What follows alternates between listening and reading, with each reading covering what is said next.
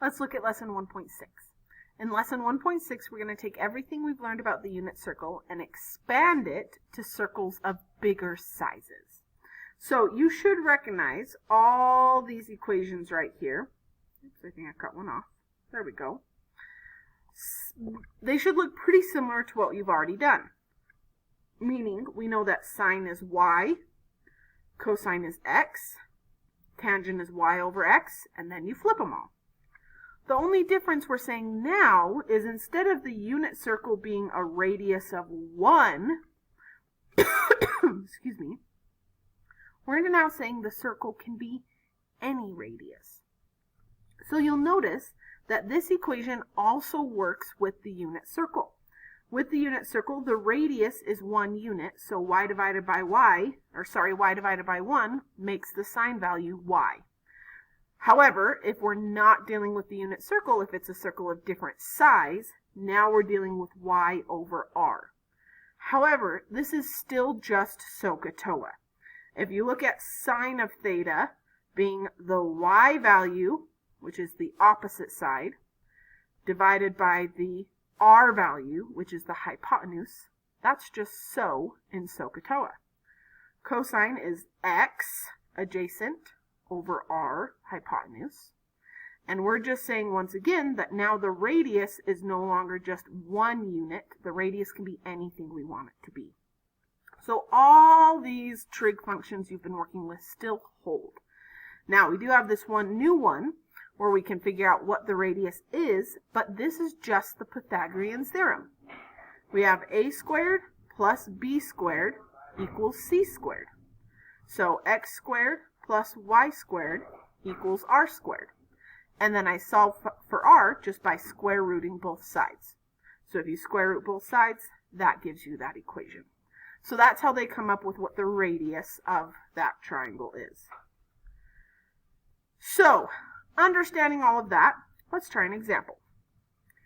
We have an angle in standard position, basically meaning initial side is still the positive x-axis, and the terminal side is going to go through this point, 4, -2. So 1, 2, 3, 4, 1, 2. There's my point. And the terminal side of my angle goes through that point. So this is my angle theta. And this point that I have is on a circle. So there's my circle here. We'll probably notice pretty quickly this is not the unit circle because it is not radius of 1. It's a lot bigger than that. But I have this point right here. Now, what I can do on this point is exactly what we've done on the unit circle. Take this point and make a right triangle out of it. The x side of this right triangle is 4 units long. The y side is -2. And now you can see Pythagorean's theorem to find the r side, the radius, the hypotenuse. So I do a squared plus b squared equals c squared, the radius. I can square root both sides to get that r is the square root of 16 plus 4, which is the square root of 20. So my hypotenuse is the square root of 20, or the radius of this circle. Now, keep in mind, I did square root here, so technically this radius is still plus or minus. However, because it's the radius of a circle, we never list radii as negative because they're a distance on the circle. So that's why I only kept the plus. And now that I have all 3 sides of this triangle labeled, I can find sine and cosine. So sine of theta is the y value divided by the r value. The y side, or the y point, is -2. We just found the radius to be square root of 20. Cosine is x over r. The x side is 4. Hypotenuse is square root of 20. And there we go. There's our sine and cosine. So with that in mind, I would like you to pause the video and try example 2. You have a new point now. This one is 3, -4. And I want you to list all 6 circular functions this time. Basically all 6 trig functions.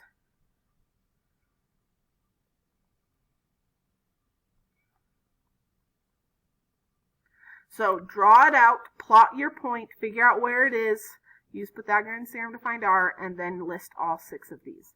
Then come back to check your work and see how you did.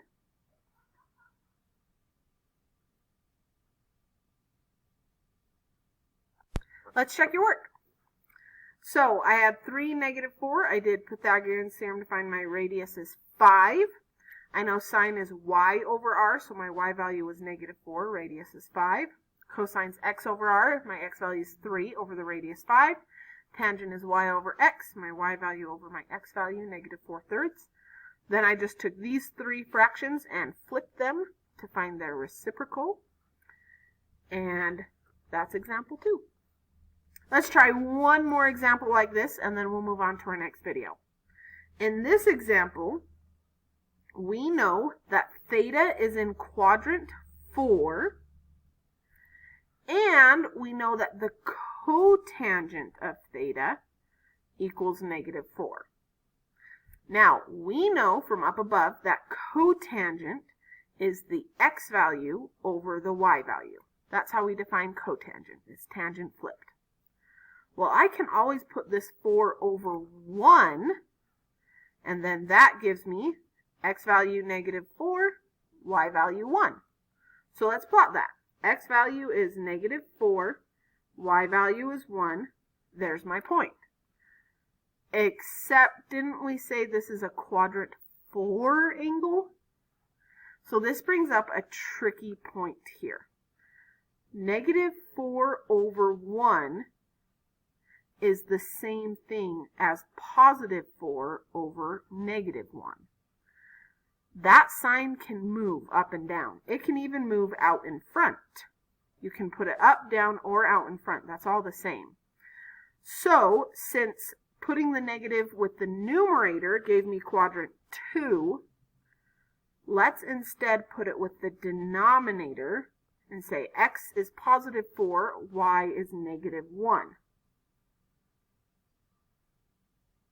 There's my quadrant 4. So just keep in mind you can flip that negative sign around to fit what quadrant you're supposed to be in. That's why it tells you a quadrant, to help you with that. So now that I have this plotted,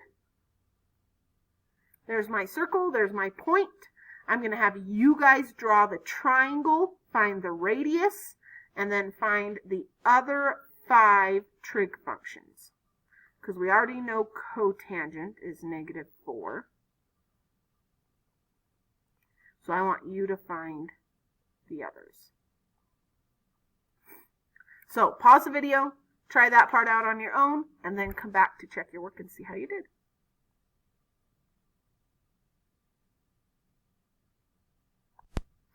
Let's check your work. I got the radius is square root of 17, so then I came up with all my trig functions from that. You can pause the video at this moment and check your answers if you need to. But that is all for the first half of this lesson. Expanding the unit circle to be more than just a radius of 1 unit.